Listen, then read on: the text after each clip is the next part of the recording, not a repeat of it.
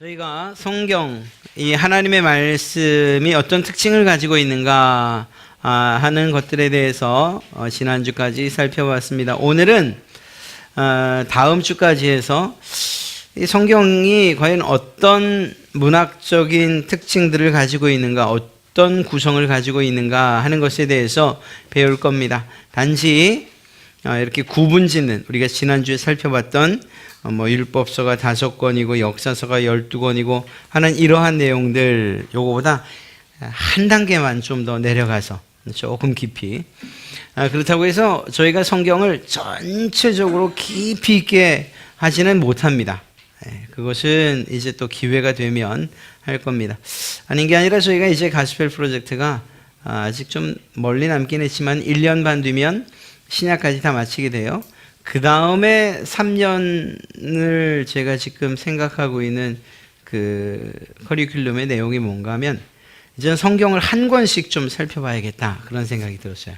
66권을 3년으로 나눠서 성경 창세기가 과연 무엇을 말하는가, 그래서 전반적으로 살피고, 그 다음에 출애굽기는 또 무엇을 말하는가. 아마도 여러분들이 이 부분에 조금 더 집중하시고 또 실제적으로 좀 주의 깊게 공부를 하신다면 성경을 이렇게 읽는 데에 큰 도움이 되실 것 같습니다. 오늘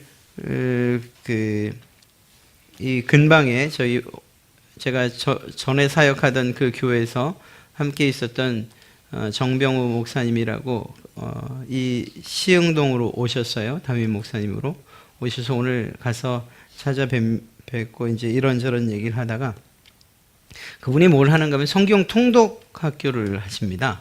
그러니까 성경을 쭉 읽어나가면서 한 권 한 권을 어떻게 읽어야 되는가, 이게 도대체 어떤 내용을 담고 있고 무엇을 말하고 있는가, 역사적인 배경은 무엇이고, 정말 탁월한 강의를 하시는 분이시거든요. 그런데 그분이 책을 3권을 썼어요. 그 3권이 바로 성경 각 권을 하나씩 이렇게 쭉 풀어가는 그러한 내용인데, 그걸 또 구역 공과로 이렇게 내셨단 말입니다.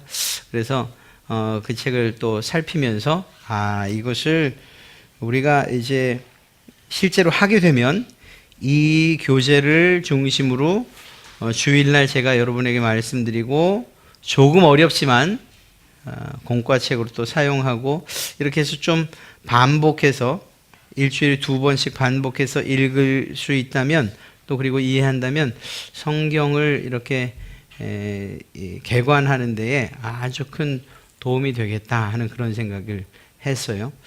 그리고 그런 계획을 가지고 있다고 또 말씀드려서, 그랬더니 가지고 있는 모든 자료를 주시겠다고.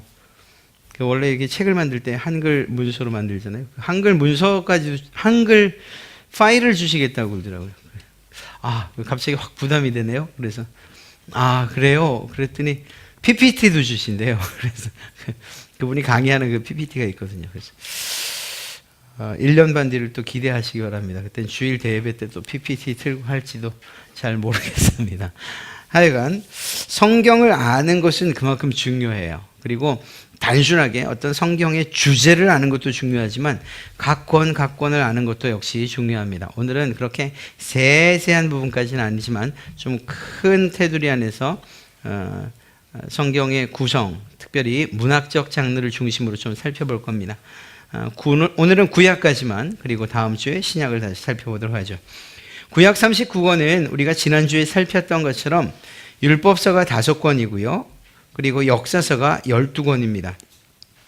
시가서가 5권, 욥기, 시편, 잠언, 전도, 아가서, 예언서가 17권입니다. 이사야로부터 시작해서 말라기까지 말이죠.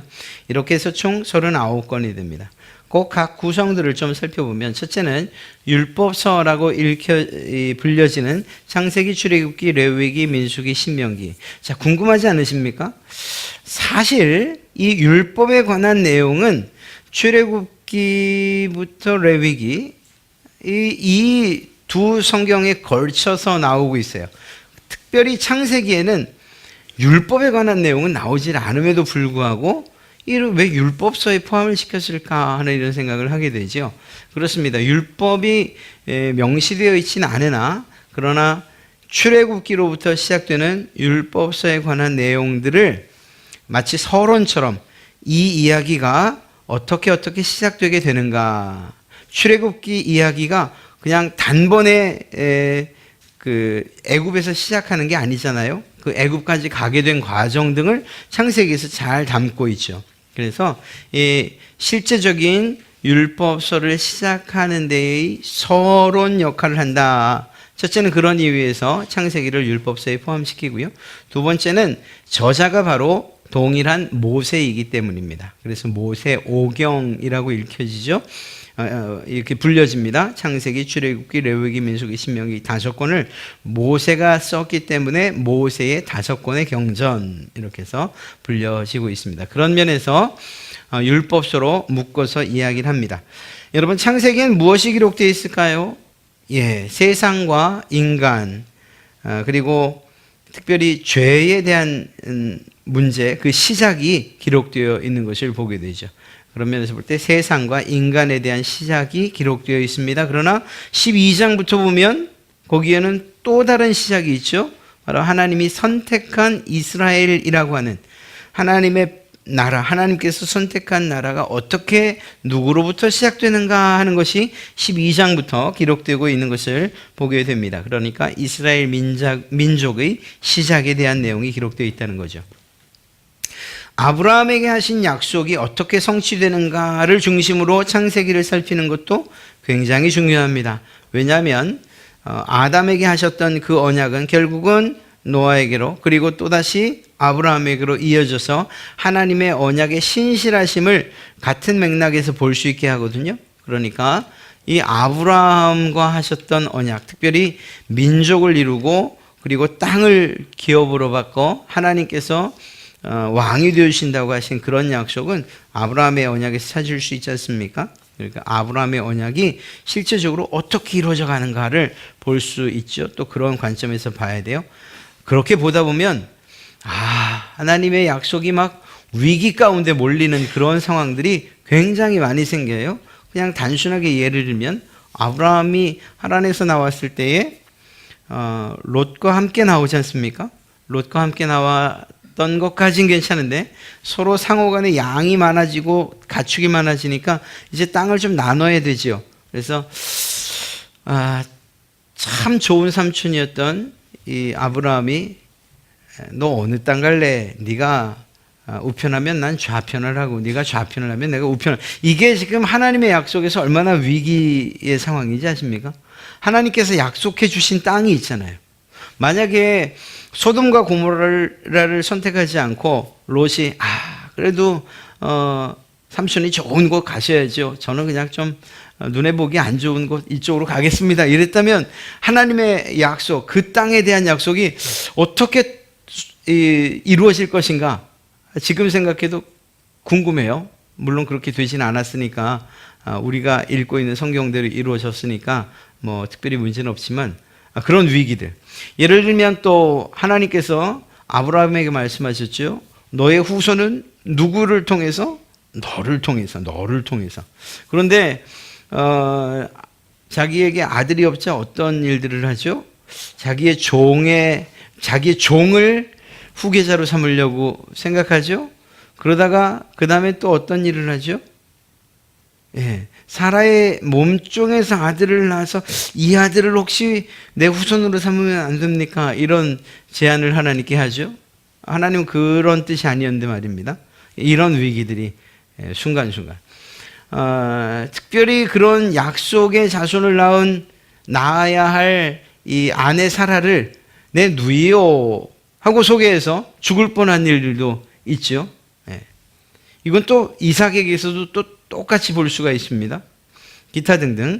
그 뒤에 이어지는 아브라함과 이삭과 야곱의 이야기들을 쭉 읽으면서 우리 사람 입장에서 보면 이걸 어떻게 하나님이 해결하실까?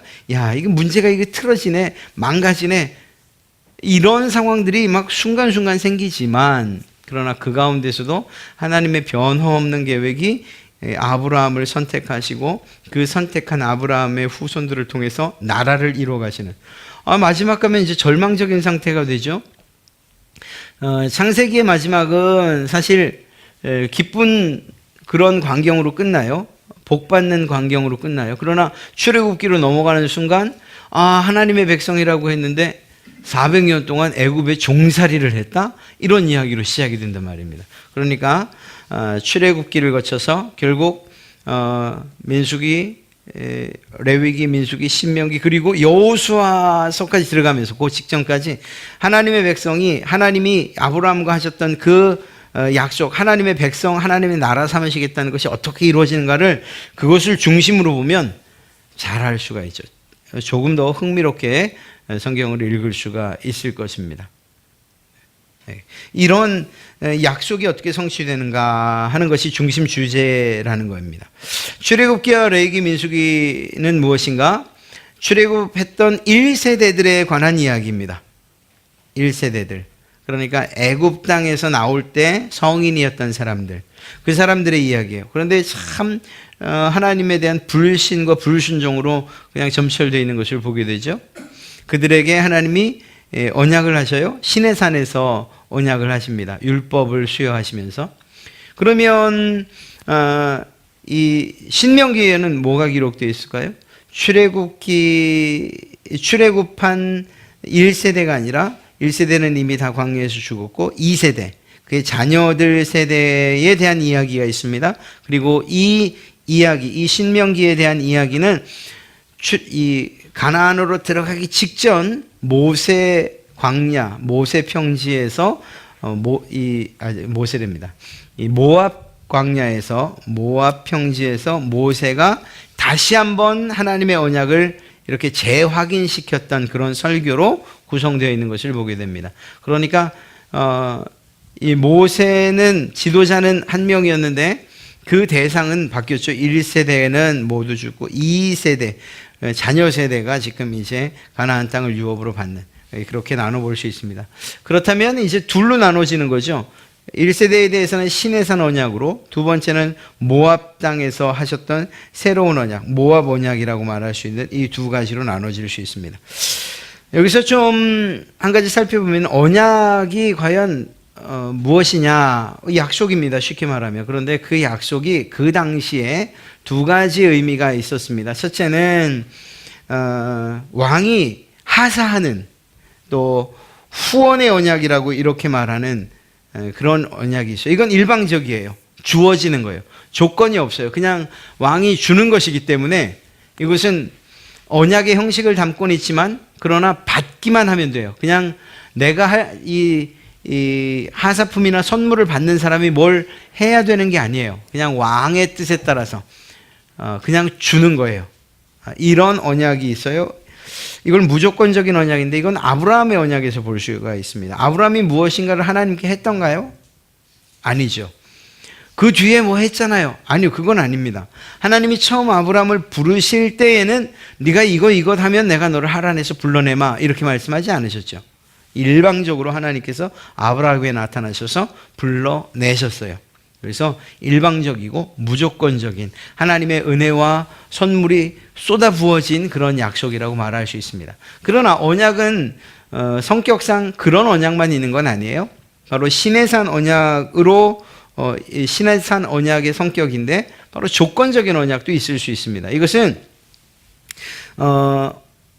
이 강한 어떤 왕과 그렇지 못한 왕, 강한 나라와 그렇지 못한 나라, 그래서 종주, 주인과 종이 분명하게 구분되는 사이에서 맺는 언약이에요.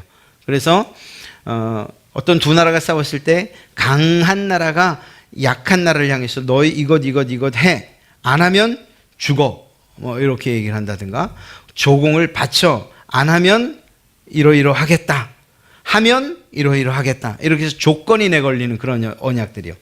그런데 이 시내산 언약이 바로 이러한 조건적인 언약이에요. 대부분 하나님께서 주신 이 율법들은 뭐 해라, 하지 말아라, 해라, 하지 말아라, 이러한 성격들을 띠고 있지요. 그래서 가나안 땅에 들어가서 너희가 이 율법대로 살아, 그러면 내가 너희에게 너희를 번성케 하마. 안 살아? 내 약속대로, 내 율법대로 안 살아? 너희 그 땅에서 추방될 거야. 그래서 실제로 하나님의 뜻대로 살지 않아서 그 가나안 땅에서 추방돼서 바벨론으로 포로되어서 잡혀가는 일들이 있게 되죠. 네. 또 한 가지 이제 그 언약 과정에서 수여해 주셨던 시내산에서 주셨던 이 율법인데요.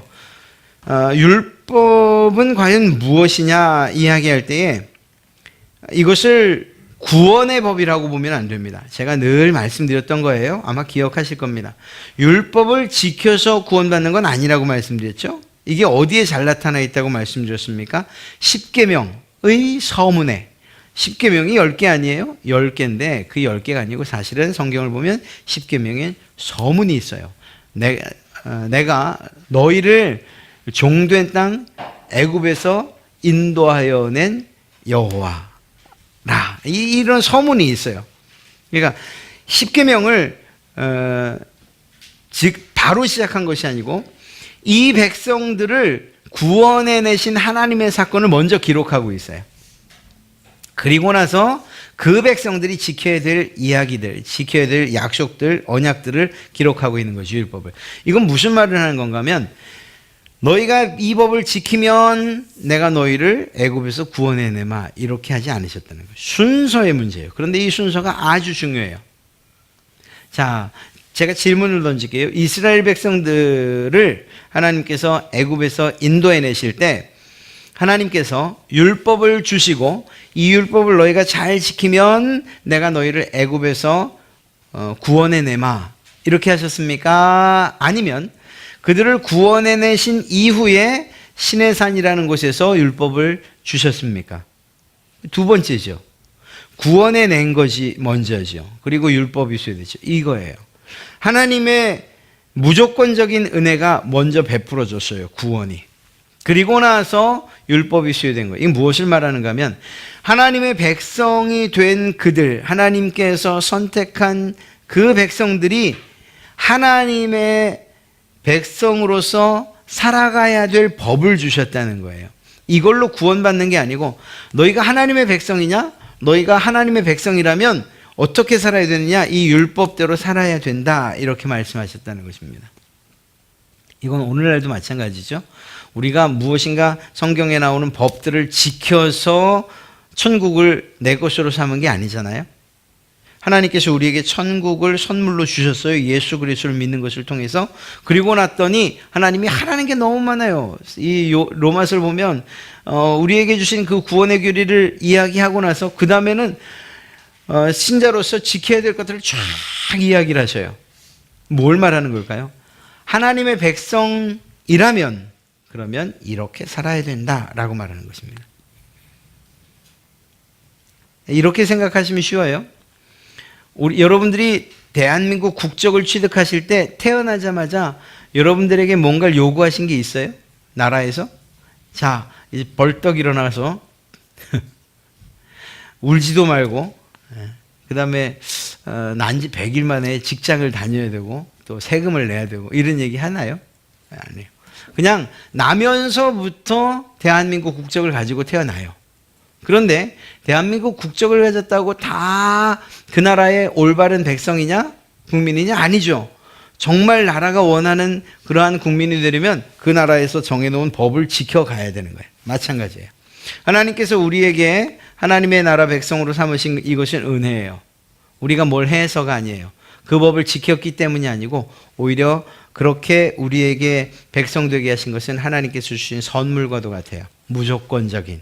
그런데 그렇게 돼서 하나님의 백성이 됐다면, 천국 백성이 됐다면 이제는 세상에서 살지만 하나님 나라 백성처럼 살아야 된다. 어떻게 살면 됩니까? 이 율법을 지켜라. 이 법을 지켜라. 이렇게. 그래서 그 순서는 매우 중요하다는 것입니다. 율법은 대략 3가지 정도로 구성되어 있는데요. 첫째는 도덕법입니다. 이것은 시대와 장소를 초월해요. 그래서 모든 사람에게 적용되는 법입니다. 예를 들면 십계명 같은 것이라고 말할 수 있죠. 그래서 여러분이나 저는 십계명을 무시할 게 아니고요. 오히려 이런 도덕법적으로 우리에게 주신 그러한 내용들은 지금도 다 마땅히 지켜 행해야 돼요. 그러면 살인하지 말라, 도둑질하지 말라, 이게 당연한 일이죠. 네. 그런데 이 율법 안에는 이런 도덕법, 모든 사람, 모든 시대에만 적용되는 그런 법만 있는 게 아니고 이스라엘 백성들에게만 특별하게 해당되는 법이 있어요. 예를 들면 이방 교회에서 가장 큰 문제가 됐던 할례 같은 그런 문제. 이거는 이스라엘 백성들의 이야기예요. 지금 우리에게 할례 안 하면 구원 못 받는다? 이렇게 말하지 않아요? 사도 바울도 그렇게 말하지 않았어요? 네. 또 이스라엘 백성들이 지금도 지키는 그 음식에 관한 그런 규례, 이스라엘 백성들은 지금도 지키지만 우리는 그것으로부터는 이미 자유로워졌어요. 그렇지 않습니까? 할랄 음식 드세요? 아니잖아요. 우리는 그런 거 없잖아요. 돼지고기는 안 드시나요? 그게 더 맛있는데? 그러니까 이스라엘 백성들에게만 주신 법이 있다는 거예요. 그거는 시민법이라고 그렇게 이름을 붙일 수가 있어요. 이방인들과 구별된 삶을 위한 법을 하나님이 주셨다는 거죠. 또 한 가지는 의식법인데요. 이것은 이스라엘 백성이 하나님과 교제하기 위해서 주셨던 법입니다. 그래서 이건 대부분 제사법과 관련되어 있는 것이죠. 여기서 이제 구분을 좀 해봐야 됩니다. 도덕법은 시간과 장소가 변해도, 시간이 흘러도, 장소가 바뀌어도 우리에게, 모든 그리스도인에게 공통적으로 주어진 그런 법이, 모든 사람들에게, 그러니까 당연히 지켜야 돼요. 그러나 시민법과 의식법, 이스라엘 백성들에게만, 그리고 제사에 사용되는 이러한 법은 예수 그리스도의 오심으로 이것은 이미 완성된 법, 혹은 우리와 상관없는 그런 법이 됐어요. 그러면 이제 끝이냐? 그건 아니죠. 정신만큼은 우리가 잊지 말아야 돼요. 하나님께 제사한다 할 때 그 5가지 제사가 가지고 있는 정신들, 또 시민법을 이야기할 때에 음식에 대한 규례든, 또 혹은 뭐 부정에 관한 규례든, 이러한 모든 것들을 살필 때에도 하나님께서 왜 그것을 명령하셨는가에 대한 그 중심 뜻은, 하나님의 뜻은 우리가 기억하고 또 그대로 따라 살아가야 된다는 것입니다. 그런 면에서 이렇게 율법서를 정리할 수 있습니다. 율법서는 창세기, 출애굽기, 레위기, 민수기, 신명기 5권의 책입니다. 역사서는요, 가나안 정착, 가나안에 들어가죠. 그리고 그곳에서 번성을 해요. 그러다가 쫓겨나요. 바벨론으로. 그랬다가 70년 만에 다시 가나안 땅으로 돌아오죠. 이 기간에 걸친 이야기예요. 약 1000년에 해당하는 기간인데요. 이 1000년의 역사를 다루고 있습니다. 이 역사서의 특징은 2가지인데요. 첫째는 실제 역사라는 거예요. 우리가 믿어야 되는 게 그겁니다. 이것도 이 옛날 얘기, 신화 같은 얘기구나. 이게 아니고, 이게 실제 있었던 일이구나 라는 사실로 우리가 읽어야 돼요. 2번째는 이 역사서를 읽을 때에 그냥 단순하게 이런 저런 일이 있었습니다 라고 기록한 게 아니잖아요.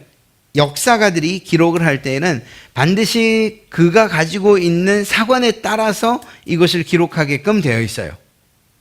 그러니까 다윗 왕조 중심으로 기록할 때는 다윗 왕조 외에, 예를 들면 사울 왕조에 대한 이야기, 혹은 북이스라엘에 대한 이야기, 이런 것들은 의도적으로 이렇게 제외시키고 다윗의 이야기, 그들의 왕조에 대한 이야기만 쭉 쓴다든가, 이런 사관이 들어갈 수밖에 없거든요.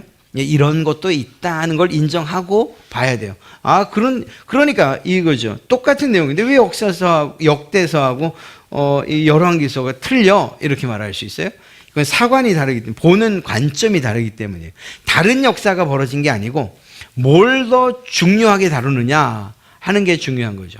이건 뭐 굳이 설명하지 않아도 괜찮아요.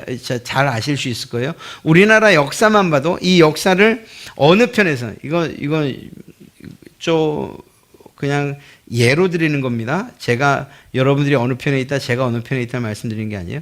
우리나라 역사는 하나예요. 그렇죠. 그런데 어떤 사람들은 보수적인 눈으로 볼 때 이런 판단을 하고, 어떤 사람들, 좌편에 있는 진보 진영에 있는 사람들이 볼 때는 또 다른 해석을 해놔요. 바로 그거예요. 이 사람들이 책을 쓴다면 하나의 역사를 가지고 똑같은 사건이지만 그 기록한 내용들이 서로 다르겠죠. 네, 그런 의미예요. 그렇다고 해서 성경이 이렇게 정반대되는 사관을 가지고 썼다는 건 아니고요. 좀 더 중심으로 가지고 중심 주제 혹은 정말 그 맥을 가지고 쓴 그런 주제들이 약간 다를 수 있었다는 걸 말씀드리는 겁니다. 그래서 그런 차이들이 있는 것이 전혀 다른 역사가 있는 것은 아니라는 것입니다.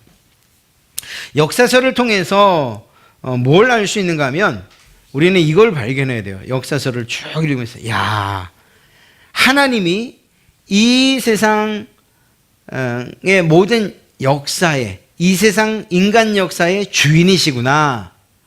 여러분, 그거는 우리가 이 열왕기 혹은 역대서를 보면서 잘 알 수 있죠. 왕들이 세워지고 무너지고 세워지고 무너지고 어떤 사람들은 정말 길게 왕 노릇을 하는가 하면 어떤 사람은 그냥 3일 만에 끝난 사람도 있고, 이렇게 왕들이 세워지고 무너지고 세워지고 무너지고 하는 걸 볼 수 있어요. 그럼 그걸 통해서 뭘 볼 수 있어야 되는가 하면 하나님이 그 왕들을 세우시고 그리고 폐위시키시고, 그러니까 실제적으로 역사적으로 그냥 어떤 사건에 의해서 왕이 됐다가 어떤 사건에 의해서 죽임을 당하고 혹은 반역에 의해서 왕조가 끝나고 하는 이렇게 볼 게 아니고, 우리는 그들이 왜 그렇게 세워지고 또 무너지고 하는가, 하나님께서 왜 그들을 세우시고 무너뜨리시는가 하는 관점으로 보면 결국 세상 인류의 역사, 특히 이 이스라엘의 왕조의 역사, 이것은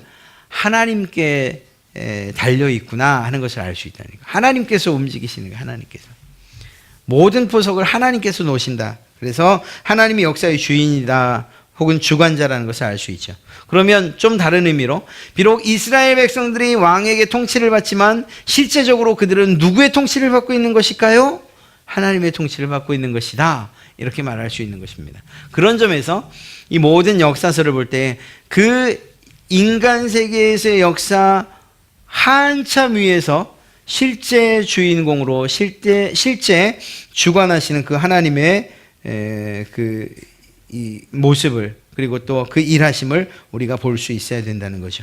또 한 가지는 하나님께서 당신의 나라를 어떻게 세워가는지를 우리는 그 역사서를 통해서 볼 수가 있습니다.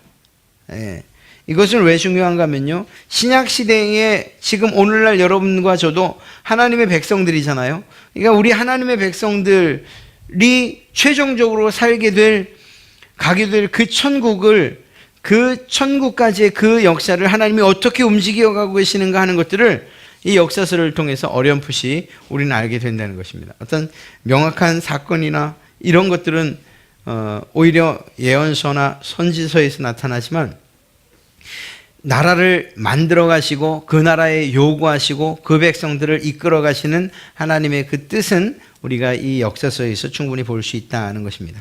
좀 자세하게 말씀드리면 여호수아서 같은 경우에는 가나안 땅에 대한 정복 이야기, 그리고 그 가나안 땅을 분배하는 이야기가 나와 있고요.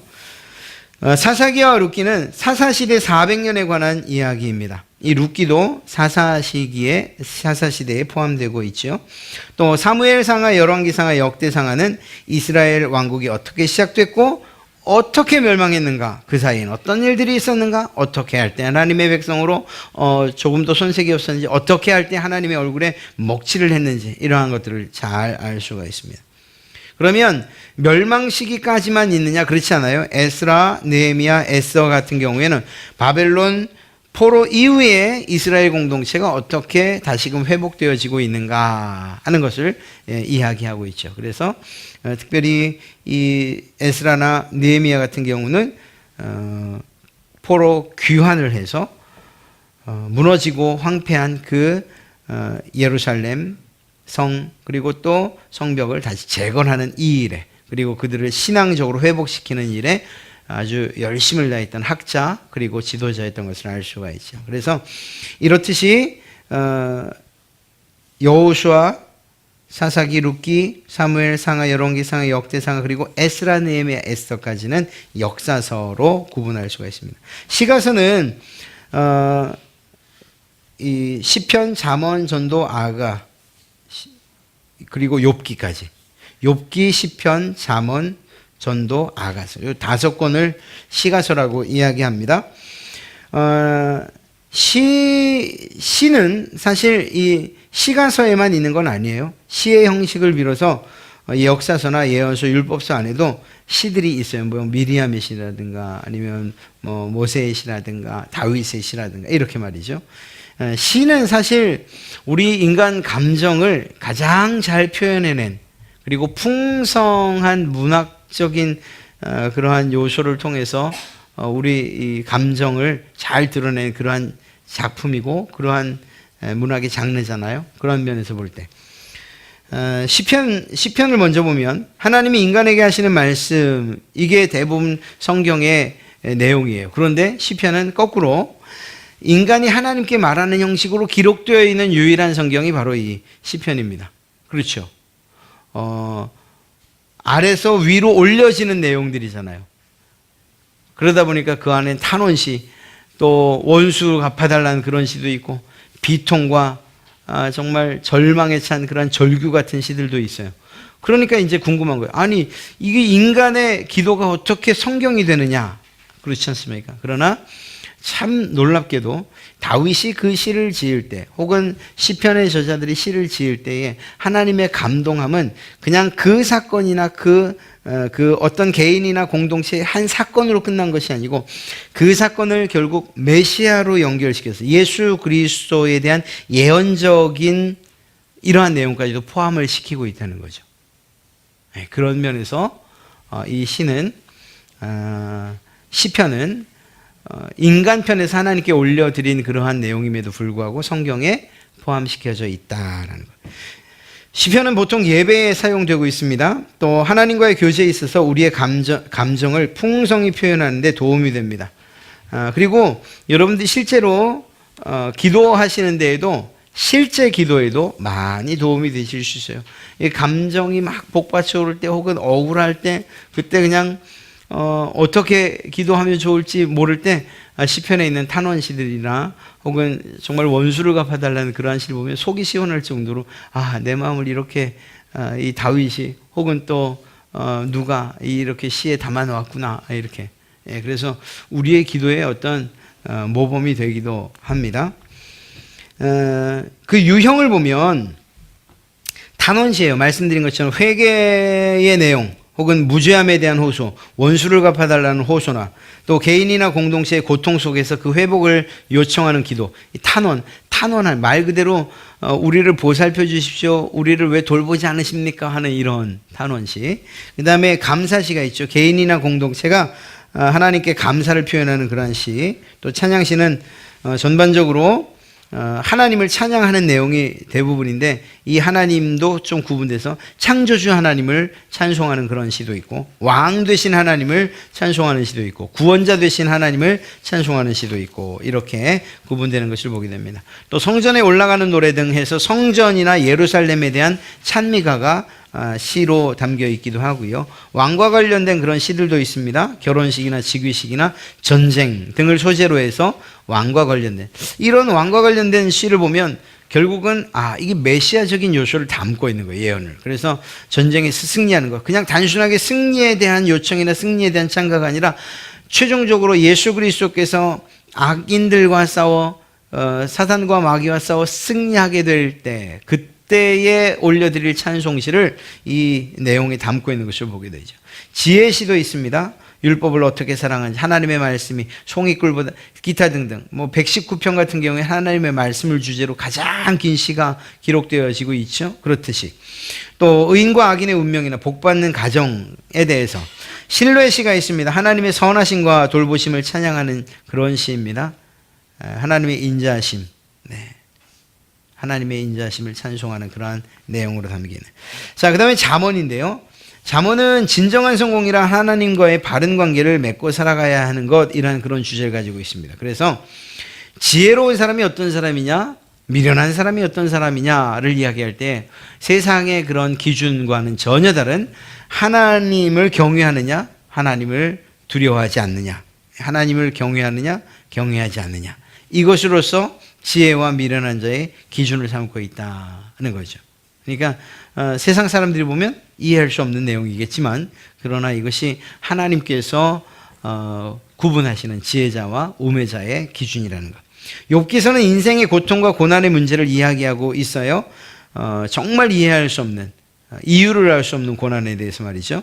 그런데 그 성경을 읽다 보면 이런 질문들을 우리가 던지게 돼요. 그리고 또 우리의 삶 가운데서도 실제적으로 이런 질문들을 던지게 됩니다. 하나님이 살아계시는가? 하나님이 다스리시는가? 왜 나에게만 이런 고통이 오는가? 그래서 하나님께서 다스리신다는 것, 이것들에 대한 불신이 생길 수 있는 상황들이 생기죠. 욥을 보면 더더욱이 그렇죠. 그런데 이런 하나님이 과연 다스리시는가? 하나님은 옳으신가? 어떤 일이든 하시는 것이 옳으신가? 하는 것에 대한 신정론에 대한 문제가 제기되는 그러한 성경이 바로 욥기입니다. 그러나 결국 하나님이 선하시다는 결론에 이르게 되고, 이러한 고난의 문제보다 더 중요한 한 가지의 문제가 뭔가 하면 하나님의 주권이 온전히 드러나는 성경이 바로 욥기입니다. 하나님께서 하시는 거예요. 하나님께서. 고난 가운데 몰아넣는 것도 하나님이 하시는 것이고, 그 가운데서 구원해내시는 것도 하나님이고, 고난 가운데 죽게 하신다 하더라도 그것이 하나님의 주권적인 역사라면 우리는 기꺼이 순종해야 된다라는 결론에 이르게 되는 거죠. 그래서 하나님의 주권을 믿는다면 그 하나님 앞에 신실함으로 그 하나님을 믿는다는 사실을 우리가 나타내 보여야 된다는 것입니다. 그 주권을 신뢰하라는 이러한 주제로서 욥기가 기록되고 있는 것을 보게 됩니다. 전도서는 허무함으로 시작되는 것 같습니다. 그래서 삶과 죽음의 궁극적인 의미에 대한 그러한 문제를 제기합니다. 그리고 모든 것이 헛된 것처럼 말합니다. 그러나 헛되지 않은 인생이 있으니 그것은 바로 그 하나님을 주인으로 섬겨 사는 인생은 결코 헛되지 않다. 그래서 하나님만이 참된 인생의 의미가 되신다는 사실을 분명하게 보여주는 시가 바로 이 전도서인 거죠. 마지막으로 선지서인데요. 선지서는 선지자들의 이야기입니다. 대선지서, 소선지서 말하는데요. 대선지서, 소선지서의 구분은 키가 크냐 작으냐 이게 아니고요. 그가 쓴 분량이 많으냐 적으냐예요. 그 양이 많은 내용이 많은 그 선지서를 쓴 사람, 그는 대선지서라고 하고요. 그 분량이 작은 자를 소선지자라고 이렇게 구분할 따름입니다. 선지자들의 임무는 하나님의 말씀을 첫째는 그대로 전하는 거예요. 대언이라고 표현할 수 있죠. 그런데 그 대언의 내용 가운데 그냥 단순하게 지금 너희가 이런 것들을 잘못하고 있어, 이런 것들은 잘하고 있어 만이 아니라 예언적인 내용도 포함되어 있다는 거예요. 이 부분은 조금 그래서 선지서라고도 하고 또 혹은 일정 부분은 예언서라고도 이야기를 해요. 실제적으로 이스라엘 백성들의 그 멸망과 회복에 대한 예언을 하고 있죠. 물론 그것이 그 확장돼서 예수 그리스도에 대한 예언도 포함하기도 합니다. 아주 대표적인 게 이사야서 53장 같은 경우에는 그렇죠. 그것은 이스라엘에 관한 그러한 예언이었지만 그러나 그 내용은 예수 그리스도에 대한 예언이죠. 이렇듯이 멀게 보면 메시아에 대한 예언도 나타납니다. 중요한 것은 하나님의 말씀을 대언해야 하고 그 안에 예언이 포함되어 있을 수 있다는 것을 알고 이 선지서를 읽기 시작해야 됩니다. 예언서 해석을 할 때의 주요 이점이 무엇인가 하면 첫째는 1차적으로 역사적인 배경을 알아야 돼요. 이게 도대체 어떤 상황에서, 그러니까 포로기 이후인지 포로기인지 아니면 또 유다에서 예언한 건지 아니면 이스라엘에서 예언한 건지. 남유다와 북이스라엘이 서로 다르잖아요. 상황이 완전히 다르거든요. 그러니까 시기적으로는 왕정 시대인지 아니면 포로로 잡혀가서인지 아니면 포로기 이후인지 아니면 북이스라엘에서 예언하는 건지 아니면 바벨론에 끌려가서 예언하는 건지 아니면 유다에서 예언하는 건지 이런 배경들을 알고 이 선지서를 읽어야 되는 거죠. 또 한 가지는 첫째는 당시 이스라엘 백성들에게 전한 내용이라는 걸 이해해야 돼요. 그걸 생각하지 않으면 이건 오늘날 우리에게 주신 예언서 선지서네, 이걸 어떻게 해석해야 될까, 이런 고민들. 특히 예를 들면 다니엘서 같은 경우에는 그렇게 될 수가 있어요. 그러나 1차적으로는 그 백성들한테 주셨다는 사실을 그 상황에서 이것을 이해하고 그리고 그것에 대한 이해가 있은 다음에 그 다음에 이것이 어떻게 우리에게 적용되어져야 되고 우리에게는 어떻게 나타나는가. 사실 메시아에 대한 예언으로서 이 구약의 예언서, 선지서는 거의 다 이루어졌어요. 몇몇 빼고는. 그러니까 그 남은 몇몇도 그냥 우리가 임의로 해석할 것이 아니고 오히려 잘 연구하고 그 배경뿐만 아니라 실제적으로 신약과의 관계 가운데서도 이렇게 바른 해석을 하기 위해서 노력을 해야 되는 거죠. 왜 그런가 하면 어떤 성경은, 어떤 예언서는 분명하게 기록되어 있어요. 활동했던 시기나 혹은 장소가. 그런데 어떤 예언서는요, 어떤 선지서는 어디에서 활동을 했는지, 몇 년도에 활동을 했는지 전혀 알 수가 없는 것들이 많아요. 그런 것들이 종종 있어요. 이런 경우에, 그런 경우가 사실 있기 때문에 오히려 잘 구분하고 또 그래서 알고 해석해야 되는 거죠.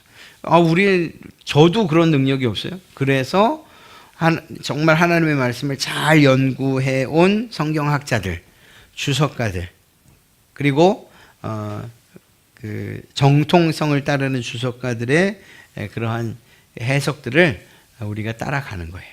그리고 그것들을 잘 선택하는 것이 정말 중요하다고 말할 수 있겠죠. 그냥 한번 읽어드리면 그 주제, 이게 완전하다는 말씀 못 드립니다. 이사야는 오직 하나님만 신뢰할 것을, 예레미야서에는 옛 시대의 멸망과 새 시대의 시작을 이야기하고 있고, 예레미야 애가는 만국에 대한 비탄의 노래, 그러나 그 안에서도 소망과 회복을 선포하고 있죠.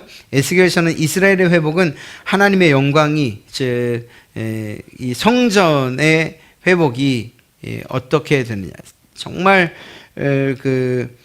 하나님의 영광이 회복되느냐 그렇지 않느냐에 따라서 이스라엘 회복도 달려있다. 다니엘은 역사를 주관하시는 그런 하나님, 호세아는 하나님의 불타는 사랑에 대한 주제, 요엘서는 금식과 회개의 날을 선포하고, 아모스는 공법과 정의를 무시한 종교와 예배는 잘못됐다. 형식이 아무리 아름다워도, 그리고 완전하더라도 그 정신이 더 중요하다. 요나서는 니느웨 복음 선포를 통해서 주어진 열방, 특히 이방을 향한 하나님의 그러한 마음과 사랑을 알 수 있고요. 미가서는 겸손히 하나님과 함께 행하라. 나훔은 아수르는 반드시 멸망한다. 하박국은 의인은 믿음으로 말미암아 산다. 스바냐 여호와의 날은 심판의 날이고 구원의 날이다. 그러니까 어떤 사람에겐 심판이지만 어떤 사람에겐 구원이다. 그래서 이중성을 이야기하고 있고요. 학계에서는 먼저 하나님의 나라와 의를 구하라. 너희 사는 것 중요한 건 아니라는 거죠. 하나님을 더 소중히, 그리고 그 하나님의 의를 구하는 것이 중요하다. 스가랴서는 하나님의 나라는 성령과 성령 충만한 사람을 통해서 반드시 이루어진다는 것. 말라기는 하나님과 언약을 신실하게 이행해라 하는 그러한 내용들. 마지막으로 한 가지 보면, 예언은 성취된 게 있어요. 앞서 말씀드렸던 겁니다. 이미 대부분 성취됐어요. 예수님에 대한 예언으로 성취된 것들이 있어요. 그러나 아직도 성취되지 않은 것이 있어요. 그러니까 이런 것들을 잘 구분해야 돼요. 그러니까 이미 성취된 것임에도 불구하고 앞으로 이루어질 일처럼 얘기해줘도 안 되고, 아직 이루어지지 않은 것인데 이루어진 것처럼 얘기해도 안 되는 거죠. 그런 구분들은 우리에게 필요합니다. 자, 오늘 말씀드리고 또 다음에 말씀드리는 것은 이렇게 그냥 듣고 이해하시는 정도면 그러면 좋겠습니다. 왜냐하면 이 문학적 장르는 사실 이렇게 단 2시간 만에 끝낼 만한 일들은 아니고요. 성경 한 권 한 권을 좀 더 세밀하게 다루는, 그리고 살펴보는 일들이 필요하거든요. 그렇게 하긴 하겠지만 그 깊이는 아마 깊지는 않을 거예요. 이번 수요 성경 공부 시간에는. 또 다음에 기회가 된다면 좀 더 깊은 그러한 연구가 있으면 참 좋겠습니다.